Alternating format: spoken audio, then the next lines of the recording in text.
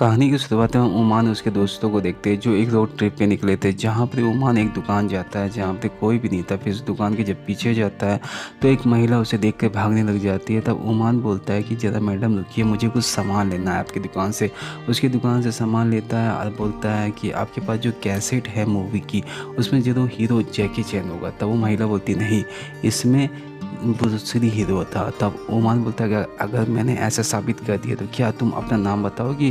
और फिर वो अपनी मोबाइल में ऐसा दिखा देता है कि उसमें हीरो जैकी चैन था। फिर यहाँ पे वो महिला अपना नाम बताती है, जोरा। और फिर यहाँ पे 3 महीने बाद का समय दिखाया जाता है जहाँ पर ओमान और जोरा के बीच में शादी हो चुकी थी और जोरा मॉल घूमने जाने वाली थी जहाँ पे डेजी नाम की लड़की से उसकी दोस्ती हो जाती है। और फिर वो मॉल में पहली बार घूमती है कि आज तक उसने कभी मॉल देखा नहीं था। और फिर वहीं पर वो काम भी पकड़ लेती है जहाँ पे बहुत ही अच्छी तनख्वाह पे उसका काम मिल चुका था। और यहाँ पे उसकी लव लाइफ बहुत ही अच्छी चल रही थी जहाँ पर ही वो ओमान के साथ बहुत ही खुश रहने लग गई थी। और धीरे लेकिन शादी के कुछ महीनों के बाद ओमान की हरकतें बदलने लग गई थी और उसने फाइनली अपना काम छोड़ने का फैसला कर लिया था क्योंकि जोरा का काम बहुत ही अच्छा था और उसका मजदूरा वाला काम था और उसने अपना काम छोड़ दिया था। और जोरा के मॉल में ही आके दिन भर बैठे रहता था और जोरा के ऊपर नज़र रखता था कि वो किससे मिल रही है, किससे बात कर रही है। यहाँ तक कि जो घर वो जाती थी रात के समय, तब वो पूछता था कि तुम्हारे मोबाइल पे ये किसका नंबर है। और अब तो उसके ऊपर हाथ भी उठाना स्टार्ट कर देता है। जहाँ पे जोरा अगले दिन जब डेजी से मिलने जाती है तो वो चश्मा पहने रहती है। तब डेजी समझ जाती है कि उसके पति ने उसके ऊपर हाथ उठाया है। तब वो खुल के बोलती है कि तुम्हारे पति ने तुम्हारे ऊपर हाथ उठाया है तो मेरे पास कुछ लोग हैं जो तुम्हारी मदद कर सकते हैं। और ये सब सुनने के बाद जोरा वहाँ से भाग के चली जाती है और हर दिन अपने पति से मार खाती है। और फिर धीरे धीरे ये मामला और बढ़ते चला जाता है यहाँ तक कि ओमान अपने मैच हार जाता है। तब वो अपनी पत्नी के ऊपर आके गुस्सा निकालता है, उसे खूब मारता है। फिर अगले दिन जोरा उसे अपने पति से को देख कर के वहाँ से भागती है। तब ओमान सॉरी बोलता है और यहाँ पे जोरा उसी समय बेहोश होकर गिर जाती है। फिर हमें यहाँ पता चलता है कि जोरा माँ बनने वाली है और फिर ओमान आता है जोरा के पास, उसे सॉरी बोलता है। फिर हमें 6 साल के बाद का समय दिखाया जाता है जहाँ पर ओमान अपनी बेटी को लेने के लिए आता है। जहाँ पर ही हमें पता चलता है कि ओमान की बेटी जोहरा से ज़्यादा ओमान को प्यार करती है। और ये बात जोहरा बहुत ही अच्छे से जानती थी क्योंकि अगर उसने अपने पति को कभी भी छोड़ा तो उसकी बेटी उसके साथ नहीं बल्कि उसके पति के साथ चल जाएगी। और इसीलिए वो मजबूरी में अपने पति के साथ ही रहती थी और अपने पति की हर तकलीफ़ को सहती थी। लेकिन वो फाइनली डिसाइड करती है कि वो अपने पति की और अत्याचार को नहीं सहेगी। इसके लिए वो सोशल मीडिया का सहारा लेती है और कई सारे फाइट भी सीखती है जिसकी प्रैक्टिस वो घर से ही करती है क्योंकि वो बहुत ही अच्छे से जानती थी कि वो घर से बाहर अगर इसकी फ़ाइट की प्रैक्टिस करेगी तो ओमान को पता चल जाएगा और ओमान उसे बहुत ही मारेगा और उसे सीखने भी नहीं देगा। फिर ओमान उसे कोल्ड ड्रिंक लाने के लिए भेजता है। जहाँ पर कोल्ड ड्रिंक लेने के लिए जब जाती है तो वहाँ पर एक आदमी को देखती है जो उसकी कोल्ड ड्रिंक निकालने की मदद करता है। उसके फाइट स्किल को देख करके वो उसको देखते रह जाती है और फिर वो आदमी वहाँ से उसको कोडी निकाल के दे के चला जाता है। फिर हम देखते हैं यहाँ पर ये जोरा तय करती है कि वो मॉल के साथ साथ एक बॉक्सिंग क्लब में सफाई का भी काम करेगी जहाँ वो मास्टर चैंग को देखती है जो बहुत ही अच्छा कुंफू मास्टर थे। यहाँ पर ही जोरा सफाई करने के बाद रात के समय वहाँ पर फाइट की प्रैक्टिस करती है और फिर सुबह में फिर मॉल फिर रात को वहीं पे सफाई करने का प्रैक्टिस कर रही होती। तभी उसे किसी आदमी की आहट सुनती जिसे देख कर के वो छिप जाती है। फिर उसके चल जाने के बाद जब वो बाहर निकलती है तब वो देखती है कि मास्टर चैंग उसके मोबाइल को पकड़े थे जिसकी हाथ से उसका मोबाइल ले पाना काफ़ी मुश्किल था। और उसकी ये सब मूव को देख कर के वो काफ़ी हैरान थी। और जोरा जब मास्टर चैंग से बात करने के लिए जाती है तब मास्टर चैंग किचन बोलते हैं।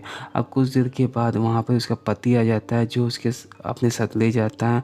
और यहाँ पे जोरा यही कन्फ्यूज़न में थी कि किचन का मतलब क्या होता है। वो कई सारी लेडीज से भी पूछती है लेकिन कोई भी चाइनीज़ लेडीज़ उसे बता नहीं पाती है। फिर अगले दिन वो फिर जिम जाती है जहाँ पर वो एक्सरसाइज करती है और फिर मास्टर चैंग से वो पूछने के लिए जब जाती है बात तो देखती है कि मास्टर चैंग तो थे ही नहीं।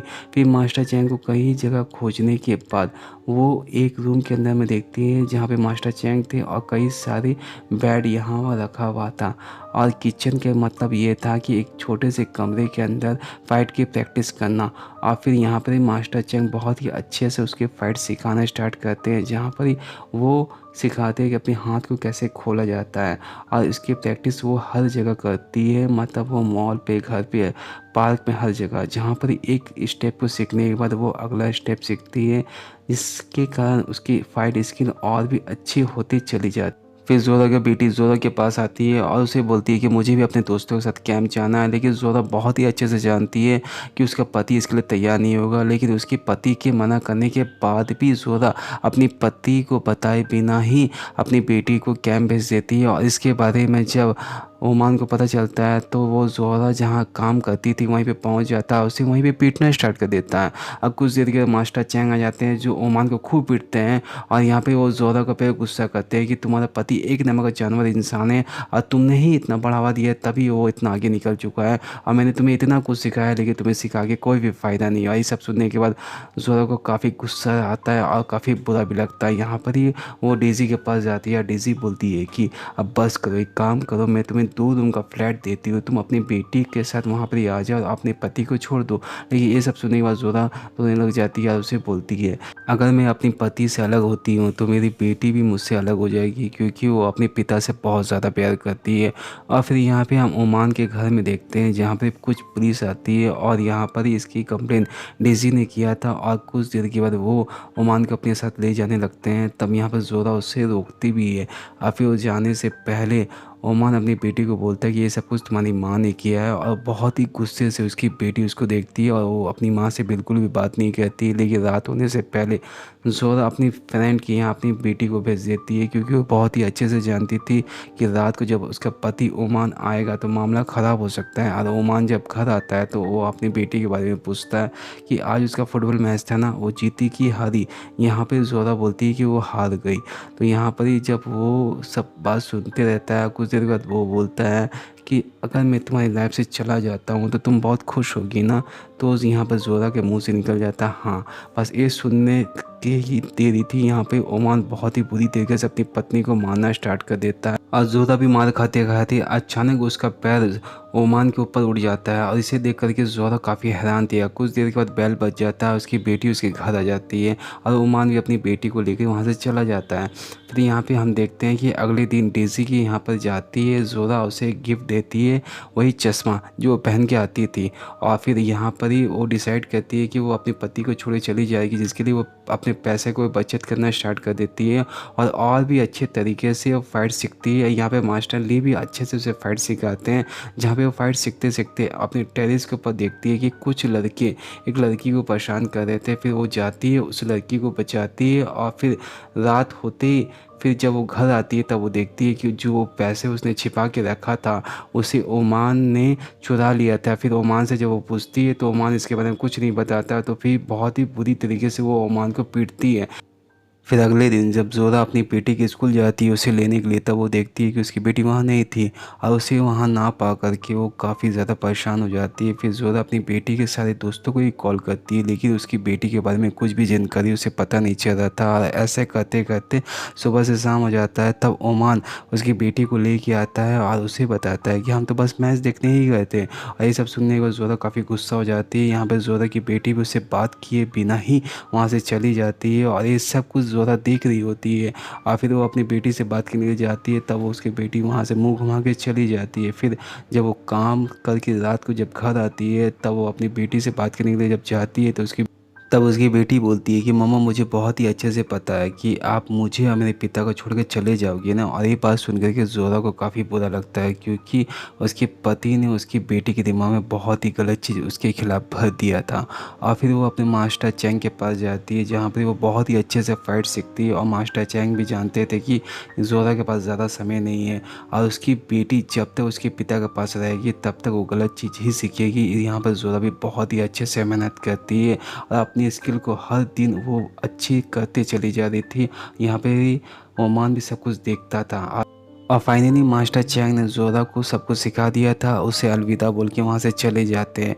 यहाँ पे ज़ोरा भी अपनी बेटी को अपने दोस्त के पास घूमने के लिए भेज देती है और फिर उसकी बेटी के चल जाने के बाद वो रात को अपने पति के आने का इंतज़ार करती है। जब उसका पति सोफे पे बैठा हुआ होता है तब उसके सामने लाल रंग का कुंफू ड्रेस पहन के उसके सामने डिवोर्स पेपर रख देती है और उसे बोलती है कि चुपचाप से इस पर साइन कर दो, ये तुम्हारे लिए अच्छा होगा। लेकिन उसका पति तो बस इसके लिए मना ही कर देता है। इसके बाद उन दोनों की फ़ाइट स्टार्ट हो जाती है, जहां ज़ोरा ओमान के ऊपर हमला कर देती है और ओमान ज़ोरा के ऊपर। दोनों एक दूसरे से फाइट कर ही रहे होते हैं, जहां ज़ोरा उसे मारते हुए किचन के अंदर ले आती है, उसे बेलना चौका जो भी उसके हाथ में आ रहा था उस सब चीज़ से उसे मार दी थी। और यहाँ पर ही वो मारती भी क्यों नहीं, क्योंकि उस ओमान को लेकर के उसके अंदर में बहुत ही गुस्सा भरा हुआ था और सारा गुस्सा आज निकलता चला जा रहा था। और वो उससे मार करके फर्श पे गिरा देती है और फर्श पे फाइनली वो गिर करके वो डिवोर्स पेपर पे साइन कर देता है। और इसके बाद ज़ोरा को आज़ादी मिल जाती है और फाइनली बहुत ही खुश थी। और फिर यहाँ पे हम ओमान को देखते हैं, जो अगले दिन डेज़ी के पास आता है, वही चश्मा पहन करके जो ज़ोरा पहले पहना करती थी। और इसी तरह उन दोनों के बीच में डिवोर्स हो जाता है और यहाँ बच्ची ज़ोरा के पास चली आती है और ओमान वहाँ से सामान लेकर चला जाता है। और इसी तरह इस कहानी का, इस मूवी का एंड होता है। उम्मीद करते हैं कि ये मूवी आपको बहुत ही पसंद आई होगी। और इसके बाद ज़ोरा का क्या होता है, ज़ोरा बहुत ही अच्छी कुंग फू टीचर बन जाती है, जो महिलाओं को बहुत ही अच्छे से कुंग फू सिखाती है।